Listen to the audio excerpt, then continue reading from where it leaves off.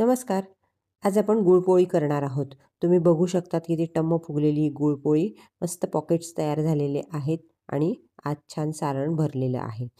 आणि आपली पोळी टम्म फुगलेली आहे बघा. तुम्ही बघू शकतात, कुठेही फुटलेली नाही किंवा पॅन खरकटा झालेला नाही आहे. सुंदर आपल्या पोळ्या तयार झालेल्या आहेत. होतातही झटपट आणि खायलाही सुंदर. एकदा सारण करून ठेवलं किंवा गूळ तयार करून ठेवला की ह्या पोळ्या करायला काही कठीण नसतात. चला तर मग ह्या पोळ्या कशा करायच्या ते बघूया. मी 1 कप इथे गव्हाचं पीठ घेतलेलं आहे. आपण मैद्याचा वापर करणार नाही आहे. त्यातच टाकणार आहोत आपण 2 टेबलस्पून डाळीचं पीठ. बारीक दळलेलं डाळीचं पीठ घ्यायचं आहे आपल्याला, जाड घ्यायचं नाही आहे. पिठातच आपल्याला किंचित मीठ टाकायचं आहे चवीसाठी आणि हे कालवून घ्यायचं आहे आपल्याला. आता यात आपल्याला मोहन टाकायचं आहे, तर 1 टेबलस्पून मी तूप घेतलेलं आहे. ते आपल्याला कडकडीत गरम करून घ्यायचं आहे. आता तुपाऐवजी तुम्ही तेलसुद्धा घेऊ शकतात, काहीच हरकत नाही. कडकडीत तुपाचं मी मोहन टाकलेलं आहे आणि आता 1 ते 2 मिनटं आपण चमच्याने कालवून घ्यायचं आहे, कारण खूप गरम आहे, हाताला चटका बसण्याची शक्यता असते. हे सुद्धा आपल्याला 2 ते 3 मिनटं असं छान मस्त चोळून घ्यायचं आहे. तूप सगळ्या पिठाला छान चोळलं गेलं पाहिजे आणि असा मुटका वळला पाहिजे, म्हणजेच आपलं मोहन बरोबर झालं आहे. आता आपण साध्या पाण्याने हे भिजवून घ्यायचं आहे. आपल्याला पोळीची कणिक भिजवतो तसं आपल्याला भिजवायचं नाही आहे, त्यापेक्षा आपल्याला घट्ट ही कणिक भिजवायची आहे. कणिक आपल्याला आधीच भिजवून ठेवायची आहे, म्हणजे ती छान 15 ते 20 मिनटं आपण सारण करोस्तोपर्यंत ती छान भिजते, म्हणून आधी आपल्याला कणिक भिजवून घ्यायची आहे. आणि हे बघा, हे असं थोडंसं घट्ट कणिक मी भिजवलेली आहे. त्यावर आपल्याला थोडंसं टाकायचं आहे तेल आणि सगळीकडे तेल छान फिरवून घ्यायचं आहे.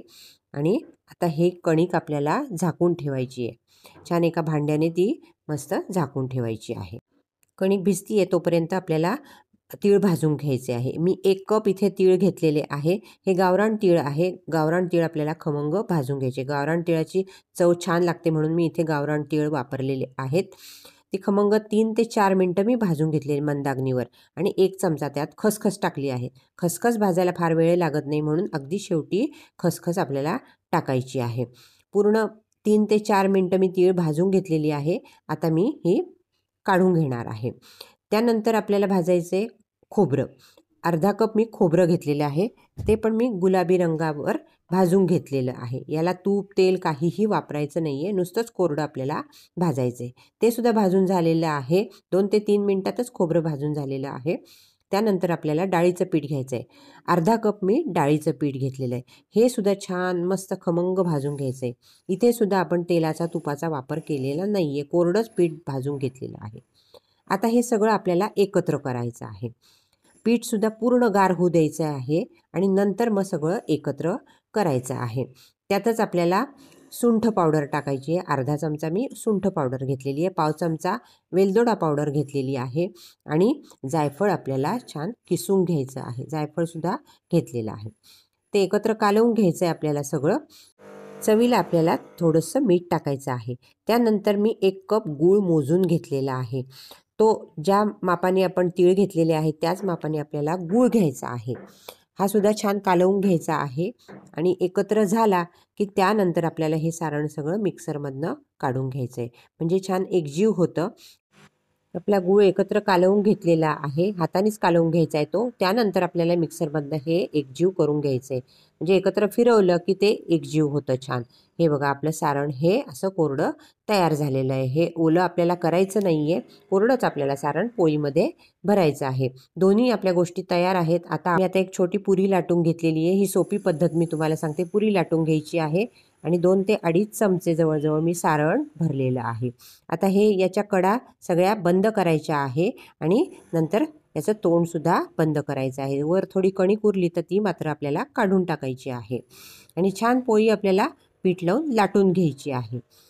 सुंदर पोळी लाटली जाते. कुठेही गूळ बाहेर आलेला नाही किंवा सारण बाहेर आलेलं नाही आहे, काहीच नाही झालेलं. सुंदर आपल्या पोळ्या अगदी बिनधास्त लाटता येतात. तुम्ही बघू शकता, थोडंसं वर पीठ असेल तर ते मात्र कपड्याने काढून टाकायचं आहे. हे बघा, सुंदर पोळी आपली लाटून तयार आहे. आता मी पॅन ठेवलेला आहे एक आणि त्यावर आपल्याला या पोळ्या शेकून घ्यायच्या आहे. दोन्हीकडनं मस्त खमंग आपल्या पोळ्या शेकून घेणार आहे.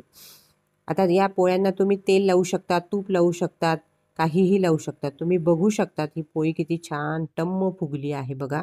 आणि कुठेही गूळ बाहेर आलेला नाही आहे, सारण बाहेर आलेलं नाही आहे. सुंदर आपली पोळी तयार झालेली आहे. दोन्हीकडनं मस्त खमंग भाजून घ्यायची आहे. मोठ्या गॅस करायचा नाही आहे आपल्याला, मीडियम गॅसवरच या पोळ्या छान शेकून घ्यायच्या आहे.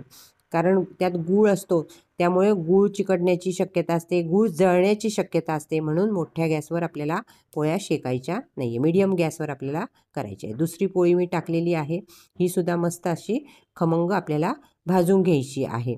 तुम्ही बघू शकतात किती सुंदर पोळ्या झालेल्या आहे.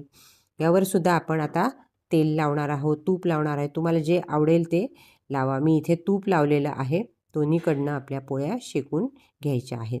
आपण डाळीचं पीठ मुद्दाम टाकलेलं आहे, कारण डाळीच्या पिठाने पोळी अतिशय खमंग लागते. आणि सगळे मस्त आपण जायफळ टाकले, वेलदोडा पूड टाकले, सुंठ पावडर टाकलेली आहे, त्यामुळे मस्त आपली पोळी तयार झाली. तुम्ही बघू शकतात, मी एका बाजूने तुम्हाला दाखवण्याचा प्रयत्न केला, पण खूप पोळी गरम असल्यामुळे मला ती उघडता आली नाही. नाहीतर मस्त 2 पदर त्याचे झालेले आहे. आता दुसरी पद्धत कशी, वाटी तयार करून घेतलेली आहे मी. कडेने असं पातळ पातळ आपण मोदकांना जसं करतो तशी आपण वाटी तयार करून घ्यायची आहे. 2 ते 2.5 चमचे मी सारण त्यात टाकलेलं आहे. आणि आपण मोदक जसा करतो ना, चुण्या चुण्या करून जसा करतो तसंच आपल्याला याला चुण्या घ्यायच्या आहे आणि तोंड बंद करायचं आहे. ही बघा, ही सोपी पद्धत आहे. सारण अजिबात खाली सांडत नाही. हे बघा, मस्त अशी पोटली तयार करायची आहे. आणि वर जर जास्त असेल तर ते काढून टाकायचं आहे, नसेल तर तिथेच ते बंद करायचं आहे. हे बघा, बघू शकता तुम्ही किती सुंदर झालेलं आहे. आणि हे थोडंसं असं दाबून घ्यायचं आहे. सारण थोडंसं बाहेर काढायचं आहे, म्हणजे शेवटपर्यंत आपलं सारण पोहोचतं. हे बघा, बघू शकता तुम्ही, थोडंसं पीठ लावलेलं आहे. मी गव्हाचं पीठच आहे, तांदळाचं पीठ वगैरे मी घेतलेलं नाही आहे. आणि हे छान आपली पोळी परत लाटून घ्यायची आहे. ही सुद्धा पद्धत सोपी आहे. हातावरही करू शकतात किंवा पोळपाटावर सुद्धा तुम्ही सारण भरून घेऊ शकतात. पोळी आपली लाटून तयार आहे. आता आपण ही पोळी शेकून घेऊया. बघू शकता तुम्ही, ही पोळी मी टाकलेली आहे आणि ही सुद्धा आपल्याला छान शेकून घ्यायची आहे. अगदी नवीन शिकणाऱ्यांना, नवीन करणाऱ्या मुलांना सुद्धा ही पोळी झटपट जमू शकेल, इतकी सुंदर ही पोळी होते. आणि अजिबात चुकायची शक्यता नाही. हेच प्रमाण जर तुम्ही घेतलं तर अजिबात पोळी चुकणार नाही. दोन्हीकडनं मस्त छान शेकून घेतलेली आहे आणि टम्म आपली पोळी फुगलेली आहे. तुम्ही बघू शकतात किती सुंदर पोळी झालेली आहे. दोन्हीकडनं खमंग मी भाजून घेतलेल्या आहेत आणि छान आपल्या पोळ्या तयार आहेत. आता ही मी तिसरी पोळी दाखवते आहे तुम्हाला. हे असं भरून घ्यायचं आहे छान. तोंड बंद करायचं आहे, चुण्या करायच्या आहे, तोंड बंद करायचं आहे. झटपट हे काम होतं. याला फार वेळ लागत नाही.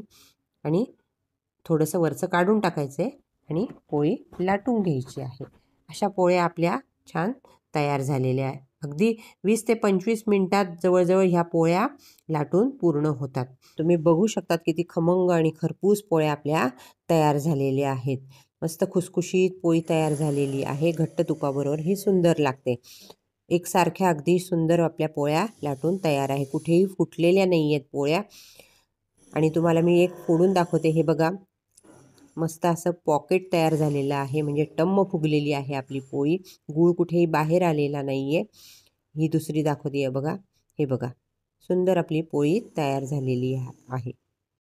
मला वाटते या व्हिडिओचा आपल्याला नक्की फायदा होईल. व्हिडिओ आवडला तर नक्की लाईक करा, शेअर करा आणि माझ्या चॅनलला सबस्क्राईब करा. धन्यवाद.